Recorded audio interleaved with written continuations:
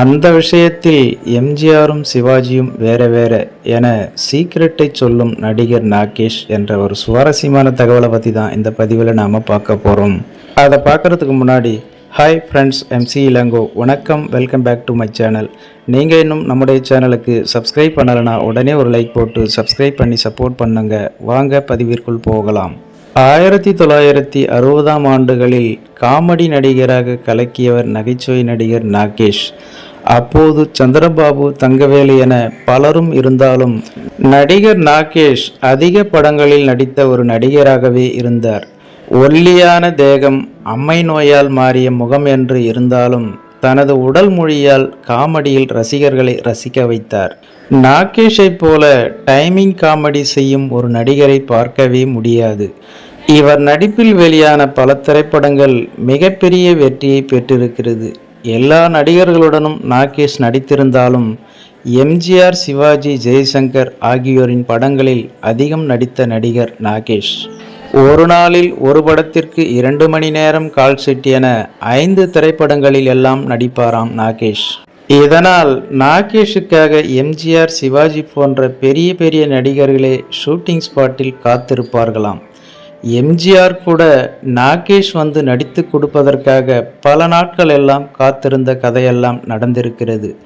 பல நாட்கள் படப்பிடிப்புக்கு தாமதமாகவே போவார் நாகேஷ். ஆனாலும் அவர் நடிக்க வேண்டிய காட்சிகளை தாமதமின்றி நடித்து கொடுத்து விடுவாராம். ஒருமுறை நடிகர் நாகேஷிடம், நீங்கள் படப்பிடிப்புக்கு தாமதமாக போகும்போது எம்ஜிஆர், சிவாஜி ஆகியோர் எப்படி நடந்து கொள்வார்கள் என நடிகர் நாகேஷிடம் கேட்டபோது அதற்கு அவர் சொன்ன பதில், இந்த விஷயத்தில் சிவாஜியை சமாளிப்பதுதான் கஷ்டம். ஏனெனில் 7 மணிக்கு படப்பிடிப்பு துவங்கினால் அவர் 6:30 மணிக்கே மேக்கப்புடன் தயாராக இருக்கும் நடிகர் அவர். நான் படப்பிடிப்புக்கு தாமதமாக போனால் என்னிடம் எந்த கோபத்தையும் காட்டிக்கொள்ள மாட்டார், மனதிலேயே வைத்து கொள்வார். உணவு இடைவேளையின் போது ஜாடை மாடையாக என்னை திட்டுவார். ஆனால் எம்ஜிஆர் அப்படி அல்ல. அடிப்படையில் அவர் ஒரு இயக்குனரும் கூட. எனவே என்னை நன்றாக புரிந்து கொள்வார். நான் பல திரைப்படங்களில் நடித்துவிட்டு தாமதமாக வருவேன் என எம்ஜிஆருக்கு நன்றாகவே தெரியும்.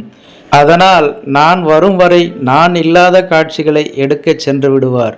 சில சமயம் கோபப்பட்டாலும் மிகவும் தன்மையாக என்னிடம் பேசி வேலை வாங்கி விடுவார் என எம்ஜிஆர், சிவாஜி ஆகியோரின் குணங்களை பற்றி நகைச்சுவை நடிகர் நாகேஷே கூறியிருக்கும் தகவல் இது என்பது குறிப்பிடத்தக்கது.